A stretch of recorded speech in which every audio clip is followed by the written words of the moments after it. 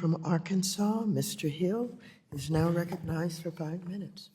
Thank you, Madam Chair, and thank you for all of you taking away from your day jobs to spend today with us. And glad to know you had a comfort break a few minutes ago. That was kind of you, Madam Chair. Thank you. And hope each of you got a little cup of water and a cracker maybe to go with that.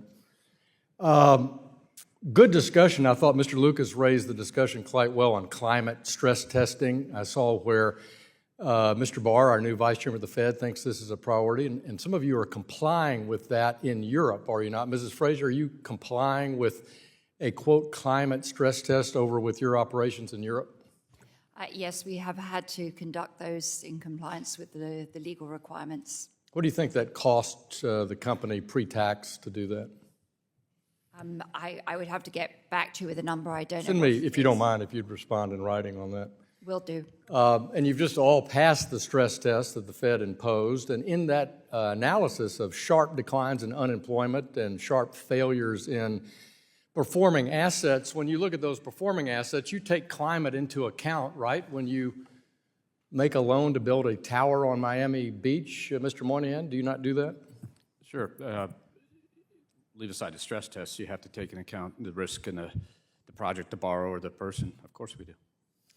Right, so Mr. Caston has a bill that he's introduced here for the majority, H.R. 3571, that would require climate stress testing and would add capital requirements to anyone who fails that stress test based on a panel of scientific experts advising the Fed. Is this a good idea? Who would like to answer that question?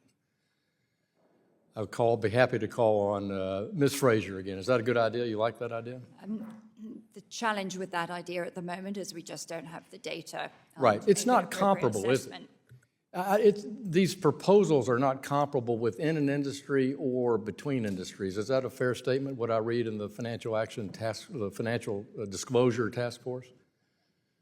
Yeah, the record shows they're nodding. Mr. Moynihan, privacy, you comply with the European GDPR privacy rules. Is that correct? Bank of America's operations in Europe? Yes, we do. And you are a big bank in California, so you comply with California's privacy law, right? We have to, obviously. And you do, I'm sure, a magnificent job there. Do you think we need a federal preemption and a federal privacy law? Will that aid the financial services industry generally? I think the financial services industry has had 30 years of privacy regulation that the other industries haven't, and I think we do a pretty good job of it. We're examined on it, very different from other industries, have an ongoing examination process. So I think, and frankly, we are exempted from some of those rules because of that long history. So Gramm-Leach-Bliley is pretty powerful for privacy. Yes, sir. So I hope, Madam Chair, maybe in the next Congress we can work with the Energy and Commerce Committee, make sure we're all on the same page on privacy. Mr. Sheriff, Wells Fargo, you made some good comments about mortgage banking, and there was comments today that mortgage banking has shifted to the non-bank sector. Think regulation had anything to do with that? Congressman, I did say that there is a difference between the way banks and non-banks are regulated, and there's no question that that degree of regulation will impact your cost base, what you want to do inside your company. So when Dodd-Frank said that banks and banks holding companies couldn't do mortgage servicing rights, was that a bad provision in Dodd-Frank? Congressman, I'm not aware of that provision. So it caused all of you to divest your mortgage servicing portfolios, even though you're the largest 1 to 4 family mortgage lenders in the country. So you had a natural hedge, but after the financial crisis, all of you were asked to lower that so you wouldn't be charged a capital surcharge on that. Was that a good idea or not? Anybody else want to respond to that? Congressman, I'll just keep going. We still have a large mortgage servicing asset.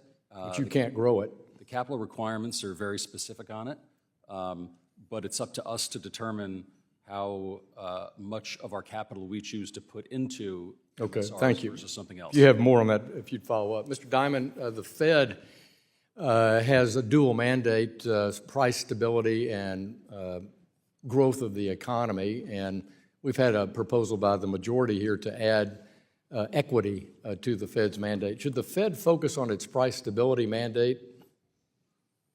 In my opinion, yes. And Mr.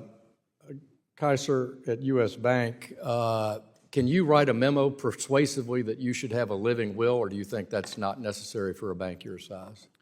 We have a living will and a resolution plan that has been reviewed by the FDIC for the past 10 years. And do you think the Fed should just leave it at that, or should they impose something different?